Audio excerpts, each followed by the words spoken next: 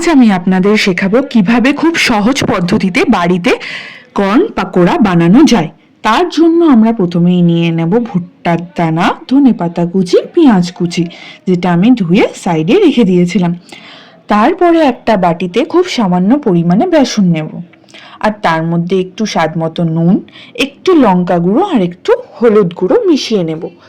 তার সাথে একটু দিয়ে দেব সামান্য পরিমাণে জল, জলটা যাতে বেশি না পড়ে। তারপরে আমাদের কেটে রাখা পেঁয়াজ, কেটে রাখা ধনেপাতা আর ভুট্টার দানাটা দিয়ে ভালো করে মিশিয়ে নেব, আর এমনভাবে মেশাবো যাতে সেই বাটারটা পাতলা না হয়, টাইট যাতে থাকে। কারণ যদি আমরা তেলের মধ্যে দিই, ছেড়ে যাতে না যায় সেরকমভাবে আমরা বাটারটা তৈরি করব।